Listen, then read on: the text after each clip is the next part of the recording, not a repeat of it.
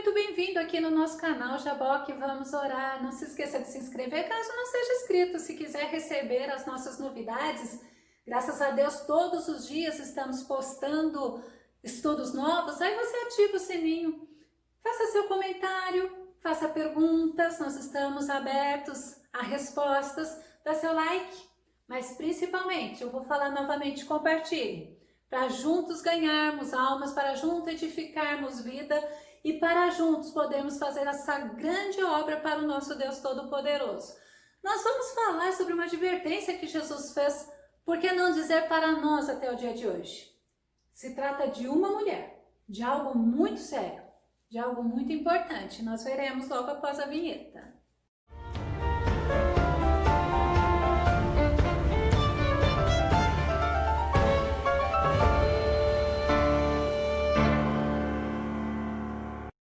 Você se lembra da mulher de Ló? Pois é justamente isso que Jesus falou, que você não pode se esquecer da mulher de Ló. Vamos ver por quê? Tema: lembrando da mulher de Ló, para não ficar na caminhada é preciso desapego. Nosso texto base está em Lucas, capítulo 17, verso 32. É simples assim, lembrai-vos da mulher de Ló. Então, Jesus está trazendo à nossa memória uma advertência, um aviso. Por quê? Para que eu consiga vencer e ir até o fim e receber aquilo que Deus tem preparado para nós. Só de você lembrar que nós estamos aguardando o arrebatamento da igreja, que nós vamos participar como noiva de um grande banquete, então a gente tem mais é que lembrar da mulher de Ló para não fazermos o que ela fez. A advertência ela é um aviso. E no contexto do capítulo 17 de Lucas, nós vemos o Senhor, desde o primeiro versículo, falando com seus discípulos. A primeira coisa que nós vemos e que chama a nossa atenção é que Jesus estava falando com seus discípulos sobre escândalos. Lucas 17:1. Olha que tremendo. Então Jesus declarou aos seus discípulos: é inevitável que fatos ocorram que levem o povo a tropeçar na fé. Mas ai da pessoa por meio de quem vêm os escândalos. Eu acho tremendo. Você imagina? Parece que Jesus estava descrevendo a época que nós estamos vivendo. Quantos escândalos, né? De pessoas que a gente falava, mas como assim? A gente ouve falar. Mas a Bíblia fala, é inevitável que aconteça. Mas aí, quem é a pessoa que está fazendo isso? Eu sempre costumo falar para a turma nas palestras, quando eu dou aula, é com ele. A gente tem que se preocupar que não seja com a gente, que nós não sejamos o motivo do escândalo. Sabe por quê? Olha que consequência de Lucas 17:2. Melhor lhe fora que lhe pusessem ao pescoço uma mó de atafona, uma pedra muito grande, e fosse lançado ao mar, do que fazer tropeçar um destes pequenos. Eu sempre olhei muito esse versículo na minha caminhada na fé. Eu sempre procurei dar o exemplo para que eu não viesse a fazer ninguém tropeçar. Porque você viver o evangelho é diferente de você falar do evangelho. E Jesus, ele traz essa advertência para os discípulos. Mas também Jesus fala sobre o perdão no versículo 4. Olha que lindo. E se pecar contra ti 7 vezes no dia, e 7 vezes no dia vier ter contigo dizendo arrependo-me, perdoa-lhe. Não vamos entrar no mérito, é 70 vezes 7. O que nós queremos falar é que quando Jesus estava advertindo os seus discípulos, ele estava ensinando assim como ele nos ensina hoje. Não devemos ficar guardando amargura, não perdoar as pessoas, ao contrário, nós devemos viver como Cristo viveu, porque nós somos o quê? O bom perfume de Cristo, nós somos a imagem de Cristo aqui nesta terra, nós somos ministros de Cristo. E Jesus fala ainda sobre a fé, no versículo 6, que eu vou citar. E disse o Senhor: se tivesses fé como grão de mostarda, direis a esta amoreira: desarraiga-te daqui, planta-te no mar, e ela vos obedeceria. Olha que tremendo. Se, olha a condição, se. Como nós precisamos exercitar a nossa fé, como nós precisamos colocar em ação. Nós cremos que o Senhor é o Deus Todo-Poderoso. Então nós devemos não nos mover da nossa fé, não devemos alimentar dúvida, acalentar dúvida em nosso coração. Logo em seguida, surge aqueles 10 leprosos, o milagre dos 10 leprosos, onde Jesus cura os 10 e um volta para agradecer, ainda Lucas 17. Um pouco depois dos milagres, desse milagre tremendo, Jesus é interrogado pelos fariseus sobre o reino dos céus. E Jesus começa a advertir aos discípulos sobre a segunda vinda dele. Lembra que eu falei? Nós nos preparamos como noiva. A igreja se prepara para esse grande encontro. E Jesus, ele é tremendo, porque ele fala sobre o estado que as pessoas estarão nesse momento. Muitos apóstatas da fé, desviando da fé, não se incomodando em agradar a Deus, mas em compensação, muitos se preparando. Vamos ver Lucas 18:8, a pergunta que Jesus faz. Quando, porém, vier o Filho do Homem, porventura achará fé na terra? Não fala que por se multiplicar a iniquidade, o amor de muitos esfriarão? Também não fala, Paulo falando que os últimos tempos seriam tempos trabalhosos, homens avarentos, ingratos, profanos, amantes de si mesmo. Como nós encontramos tudo isso nos dias de hoje? Por isso que eu falo, parece que Jesus estava descrevendo o momento que nós vivemos. Mas Jesus aí ele começa para falar sobre a sua segunda vinda, sobre o arrebatamento da igreja e depois os acontecimentos futuros, trazendo à memória dos discípulos Noé. Lucas 17, 26 e 27. Como aconteceu nos dias de Noé, assim será também nos dias do Filho do Homem. Comiam, bebiam, casavam, davam-se em casamento, até ao dia em que Noé entrou na arca. E veio o dilúvio e os consumiu a todos. Imagina só, as pessoas viviam. As pessoas não se importavam com o que Deus pensasse, com o que Deus gostava. As pessoas nem ignoravam totalmente o autor da nossa criação. Eles não davam crédito nem à pregação de Noé. Imagina você ver um homem preparando um grande, era a grande arca, né? Uma grande barca. E ao invés de chegar, ei, tá acontecendo, Noé aproveitava e falava, mas eles ridicularizavam a Noé. Chover? Não sei o que é isso, né? Então é quando a gente para um pouco para pensar, até que Noé e sua família entrou na arca. Hoje nós estamos como igreja nos preparando para esse evento. E nós falamos que vai acontecer. E as pessoas, elas zombam, elas ridicularizam, mas nós estamos firmes no propósito. Assim como Noé estava. O que aconteceu? Noé entrou na arca. Aí veio o dilúvio e o resto da história que você deve conhecer. Mas voltando, Jesus ele cita o segundo exemplo. Como foi nos dias de Ló. Ló, que é o principal da nossa história de hoje, desse advertimento de Jesus. Então, Ló vivia em Sodoma, ele e a família dele, numa sociedade da época não muito diferente da nossa, né? Ignorando o Criador. Deus já tinha dado juízo, não era coisa boa, tá? E Ló, ele avisa eu acredito que seja noivo das filhas, e eles também não acreditaram. Zombaram de Noé, também zombaram de Ló. Mas a depravação moral, ela era tão grande, que a Bíblia fala que eles quiseram, o povo daquela cidade, até ter relação com os homens, com os anjos que Deus tinha enviado. Lucas 17, 28. Como também da mesma maneira aconteceu nos dias de Ló, igualzinho, comiam, bebiam, compravam, vendiam, plantavam, edificavam. E assim foi como nos dias de Noé, até que Ló e sua família saíram da cidade. Aí a gente para um pouco para pensar, né? Vai acontecer? Vai. Quando? Só Deus sabe. Mas nós estamos atentos e nos preparando. Lucas 17, 29. Mas no dia em que Ló saiu de Sodoma, choveu do céu fogo e enxofre, e os consumiu a todos. Jesus adverte que vai ser assim na vinda dele. quando ele voltar para buscar a igreja dele, para buscar a noiva. Aqueles que são lavados e remidos no sangue do Cordeiro, aqueles que aguardam a sua vinda, aqueles que esperam a sua vinda. Apocalipse 22:14. Bem-aventurado todos que lavam as suas roupas no sangue do Cordeiro e assim ganham o direito à árvore da vida e podem adentrar na cidade através de seus portais. É lindo, né? Eu quero te perguntar, o que você está aguardando? Eu quero que a minha vida financeira mude. Eu quero que sim, é um direito seu, mas e além disso? Nós estamos aguardando a vinda do Senhor. E você?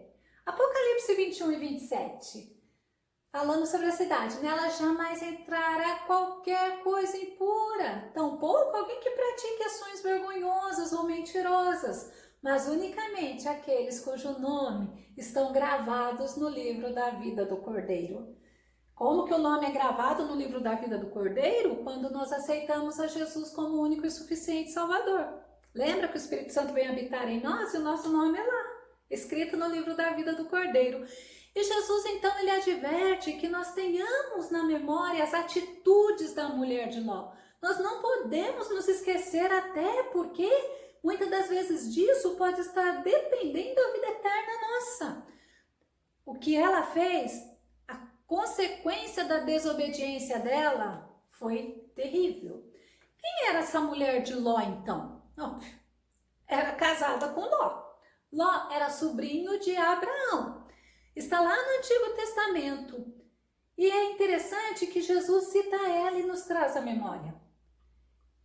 Quando Ló ele está com Abraão, é justamente quando Deus fala: Abraão, sai da tua terra, do meio da tua parentela e vai para onde eu vou te enviar. E eles foram. Ló foi com ele. Mas é interessante que eles foram se enriquecendo. Os animais deles foram multiplicando. Chegou uma hora que não dava mais para os pastores estarem juntos, e os pastores que cuidavam dos rebanhos começou a discutir, começou a disputar questão de pasto. Aí Abraão vira, chama Ló e fala assim: Ló, escolhe o lugar que você quer ir. Se você for para a direita, eu vou para a esquerda, mas eu deixo, escolhe, Ló. E ele era o tio, hein? Ló era o sobrinho. Ló, ele foi pelos olhos, pela beleza. Péssima escolha dele. Sabe para onde ele foi? Sodoma. Gênesis 13:13 fala assim: ora, os homens de Sodoma eram extremamente perversos e pecadores contra o Senhor.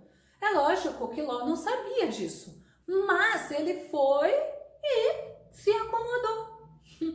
Com Abraão, Deus fez diferente. Gênesis 13:16. Tornarei a sua descendência tão numerosa como o pó da terra. Se for possível contar o pó da terra, também se poderá contar a sua descendência. Deus faz uma aliança com Abraão. Eu fico imaginando que se Abraão fosse para Sodoma, ele não ia ficar, não. Né? Porque olha como que a Bíblia descreveu os habitantes lá de Sodoma.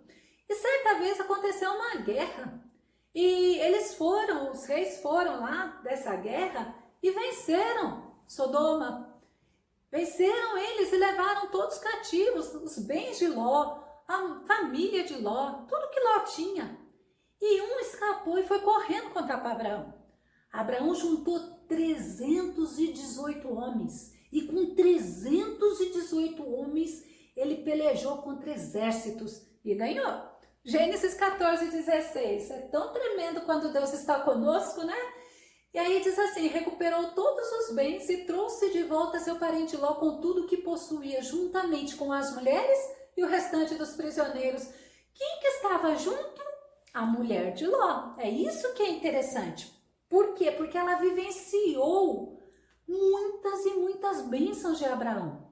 Quando o rebanho deles foi multiplicando, era algo assim que tinha que ver a bênção do Senhor. Muitos teólogos falam que ela era uma mulher religiosa. Ela ouvia falar de Deus, mas ela não tinha intimidade. O coração dela estava voltado nisso, voltado nas coisas que ela possuía. Quando Jesus fala para lembrarmos dela, é justamente isso. É um versículo de advertência. O que ela fez? A gente tem que prestar atenção, tem que ter muito cuidado para não fazermos. Primeira coisa que ela fez, ela se deixou envolver pelos pecados de Sodoma. Não que ela praticasse, mas ela não se incomodou, não perturbava mais ela. Ela começou a se sentir confortável, a zona de conforto dela estava muito grande. O coração dela estava nas coisas da terra. Mateus 6, 19 e 21. Não ajunteis tesouro na terra, onde traça e ferrugem tudo consomem, e onde os ladrões minam e roubam. Mas ajuntai tesouros no céu, onde nem a traça nem a ferrugem consomem, onde ladrões não minam e nem roubam. Porque onde tiver o vosso coração, o vosso tesouro, aí estará também o vosso coração. Então a gente olha para a gente e lembra do aviso de Jesus. Onde está o teu coração? No que você está olhando? O que você está se deixando ser dominado? E a gente vê que quando os anjos eles vão lá resgatar essa família a pedido de quem? De Abraão. Eles tiveram a resistência de Ló, da mulher, da família toda. Gênesis 19, 16 diz assim: tendo ele excitado, Ló, os homens o agarraram pela mão. Não foi só ele não, hein? Como também a mulher e as duas filhas, e os tiraram dali à força, e os deixaram fora da cidade, porque o Senhor teve misericórdia deles. Olha que Deus tremendo. E os anjos nessa caminhada lhe fizeram para toda a família uma advertência. Gênesis 19, 17. Assim que os tiraram da cidade, um deles disse a Ló: fuja por amor à vida. Olha que fala séria. Eu olho para você, cuide da tua vida espiritual. E fala assim: não olhe para trás. Não pare em lugar nenhum da planície, fuja para as montanhas, ou você será morto. Vamos fazer uma aplicação para nós. Nós estamos numa caminhada, nós estamos caminhando rumo ao céu, nós temos um objetivo, nós temos um foco. Se nós tirarmos o nosso olhar do nosso foco, nós vamos estar nos embaraçando com as coisas desta vida. E olha, o diabo ele é tão traiçoeiro que ele pode nos envolver com as coisas dele e a gente nem percebe. Então, quando os anjos falam para ele: olha, não olhe para trás, é o quê? É uma ordem. Gênesis 19, 26, olha aqui que aconteceu. Mas a mulher de Ló olhou para trás e se transformou numa coluna de sal. Em outras versões fala numa estátua de sal. O pecado dela foi a desobediência, foi olhar para trás. O coração dela estava numa cidade pecaminosa e ela foi advertida. Jesus, ele nos ensina. Nós estamos sendo advertidos a estarmos nos preparando para o arrebatamento, para o nosso grande banquete. Nós estamos nos preparando. Nós somos convidados como noiva. E aí a gente vê, será que o nosso coração está nesse grande dia? Ou nós simplesmente estamos preocupados em ter as coisas, em correr atrás do prejuízo, em nos prepararmos para sermos o melhor aqui desta terra? Nós temos que ser sim, mas nós temos que estar com o nosso olhar fixos no Senhor. A mulher de Ló tinha um coração rebelde, um coração desobediente, um coração endurecido. Às vezes ela podia estar assim tão absorta em si mesmo, que ela pode até nem ter ouvido, mas eu acredito que não, que ela deve ter ouvido sim, porque Deus é justo e Deus faz justiça. E o fato dela estar convivendo com o pecado pode ter deixado a mente dela cauterizada. O que é uma mente cauterizada? É uma pessoa dura, uma pessoa insensível, aonde você fala, você traz a fala de Deus e a pessoa como se nada tivesse acontecendo. É tão interessante que a família de Ló e os dois anjos, na noite anterior a isso, eles foram hostilizados pelos moradores de Sodoma a ponto deles quererem arrombar a porta e entrar na casa de Ló e fazer mal a eles. Não aconteceu, sabe por quê? A Bíblia fala porque aqueles dois anjos cegou aqueles moradores e eles não acharam a porta para fazer a maldade. Mesmo ela vendo tudo isso, que as pessoas não eram brincadeira, que as pessoas eram difíceis, ela não conseguiu. Ela viu a maldade, Ela viu tudo o que tinha acontecido, era a família dela, não era qualquer um. Mas ela não conseguiu. Ela foi insensível à ordem dos anjos. 1 João capítulo 2, verso 15 e 16 fala assim: não ameis o mundo, nem o que nele existe. Se alguém ama o mundo, o amor do Pai não está nele. É Jesus que está falando, através de João. Pois tudo o que há no mundo, as paixões da carne, a cobiça dos olhos e a ostentação dos bens, não provém do Pai, mas do mundo. São coisas da terra, e o coração dela estava nas coisas da terra. Olhar para trás tem muitos significados. Significado de desobediência, porque tinha uma ordem.